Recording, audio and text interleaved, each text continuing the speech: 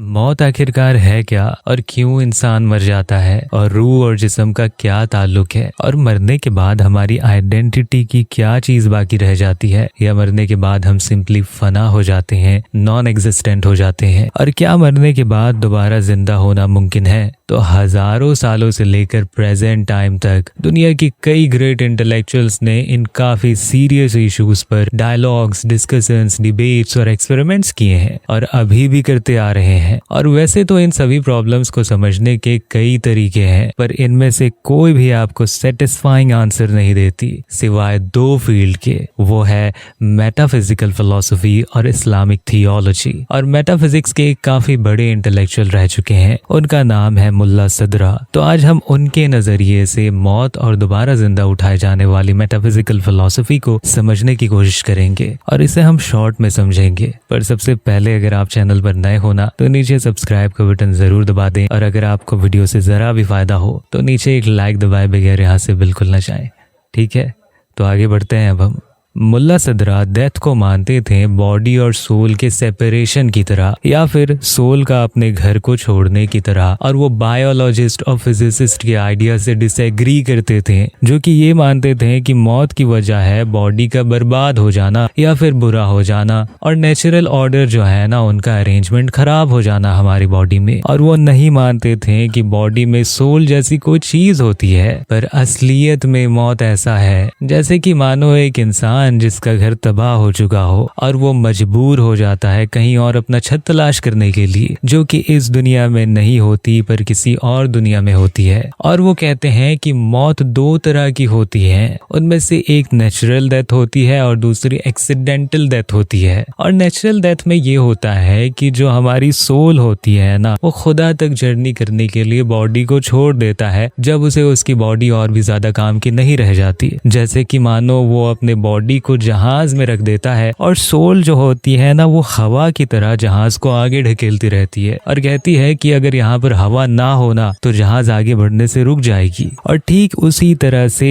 जब सोल जो है ना बॉडी से अलग हो जाती है तब यहाँ पर जिंदगी बाकी नहीं रह जाती। जैसे कि एक हदीस में अल्लाह के रसूल सल्लल्लाहु अलैहि वसल्लम फरमाते हैं कि मिट्टी सारे जिस्म को डिकम्पोज कर देती है सिर्फ सब्सटेंस को छोड़कर जिससे कि वो बनी है। और इसे आम जुबान में हम डीएनए भी कह सकते हैं, जो कि रूह अपने साथ ले जाती है, जिसे हदीस में अजबल धनाब कहा गया है। और मौत के दौरान इंसान उसकी इमेजिनेशन की फैकल्टी को अपने साथ ले जाता है और ये जो फैकल्टी उसकी सब्सटेंस है जिसमें कंटेन है वो सारे फॉर्म्स और डेटा, वो इंफॉर्मेशन उस इंसान की दुनिया की जिंदगी के, और वो इमटेरियल होते हैं और पूरी तरह से इंडिपेंडेंट भी होते हैं मटेरियल वर्ल्ड से। और हू बहू इस दुनिया की जिंदगी में जैसी पर्सनैलिटी उस इंसान की थी ना, उसे दोबारा रिकंस्ट्रक्ट कर दिया जाएगा हियर आफ्टर में और भी ज्यादा बेहतर एबिलिटी और फैकल्टी के साथ और इमेजिनेशन की फैकल्टी के साथ भी। और ये भी आप जान लें कि मौत जिस्म को बर्बाद नहीं करती,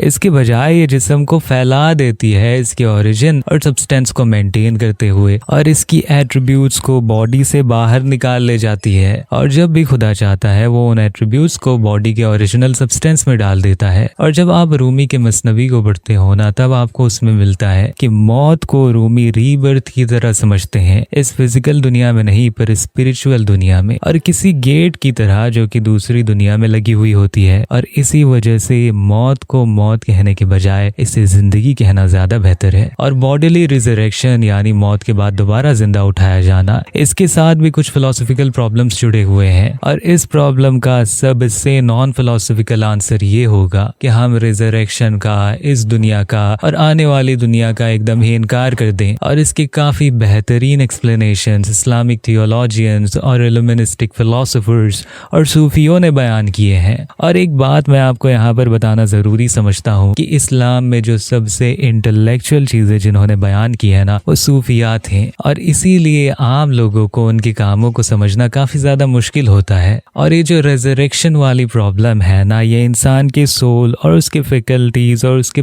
परसेप्शन के साथ रिलेटेड है। और कई इस्लामिक और कुरानिक बिलीव्स के अकॉर्डिंग जो हमारी मैटर की दुनिया है ना, इसकी एक डेस्टिनी है जिसमें मैटर अपनी शेप चेंज करती है या फिर कंप्लीटली उसमें तबाह हो जाती है। और जब ये सारी कायनात तबाह होगी ना, तो इंसान एक स्पेसिफिक फॉर्म में अपीयर होंगे। और मुल्ला सदरा यहाँ पर बताते हैं कि डे ऑफ रिजरेक्शन के दिन हमारी सब्सटेंस और मैटर यानी बॉडी और सोल जो है ना, वो एक साथ जुड़ के पेश होंगे। और ये कुरान और हदीस के मुताबिक ही वो कहते हैं। और मुल्ला सदरा के अकॉर्डिंग वक्त एक वजह है सेपरेशन का, यानी जुदा होने का इस लम्हे में लोगों के साथ। और जब वक्त और जगह जो कि सबसे बड़े फैक्टर्स हैं जो कि हमें दूसरे लोगों से जुदा कर देते हैं, जिन्हें भी हम चाहते हैं, इन दोनों ही फैक्टर्स को मिटा दिया जाएगा, तो सारे लोग एक साथ जमा होंगे एक ही जगह में और एक ही वक्त में। और फिजिसिस्ट के मुताबिक एक वक्त ऐसा आएगा कि एंटी मैटर जो है ना, वो मैटर को डोमिनेट कर लेगी और अभी दुनिया में जो भी मैटर है ना, वो सभी डिस्ट्रॉय हो जाएंगे। तो हम कह सकते हैं कि कयामत का दिन ऐसा दिन होगा जब सारी मैटर तबाह हो जाएगी। और ये मैटर की दुनिया जो है ना, इम्परफेक्ट दुनिया है, खामियों से भरी हुई है। और इसमें रहने वाले जो वजूद है ना, वो एक तरह की कैद में है, वक्त, जगह और फिजिक्स के और कई सारे फिजिकल और नेचुरल लिमिटेशंस में बंधे हुए हैं और काफी तकलीफ में होते हैं। और इससे ऊपर की जो दुनिया है ना, आम जुबान में स्पिरिचुअल दुनिया, वो एक इटर्नल दुनिया है और इसमें कोई फिजिकल लिमिटेशन नहीं है। जैसे कि जो हमारी इमेजिनेशन की ताकत होती है ना, इसकी भी लिमिटेशंस हैं। और वहां पर किसी भी चीज की कोई भी लिमिटेशन नहीं है और उस दुनिया में रहने वाले लोग ज्यादा बेहतर जिंदगी जिएंगे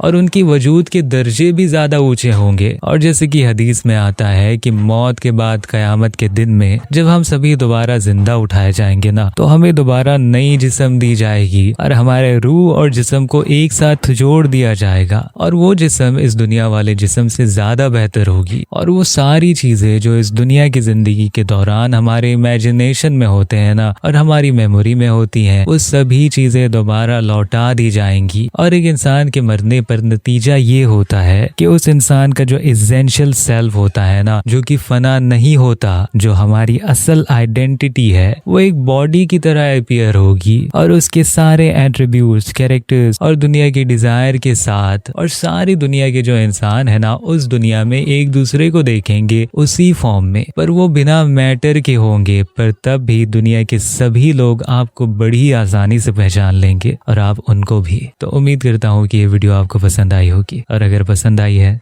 तो नीचे एक लाइक दबाए बगैर यहाँ से बिल्कुल न जाएं। और अगर आप चैनल पर नए हो और यहाँ तक आपने वीडियो देख के लिया है ना, तो नीचे सब्सक्राइब का बटन ज़रूर दबा के जाएं। ठीक है, तो मिलते हैं अपनी अगली वीडियो में। तब तक के लिए अपना और अपनों का ख्याल रखिएगा। अल्लाह हाफिज़।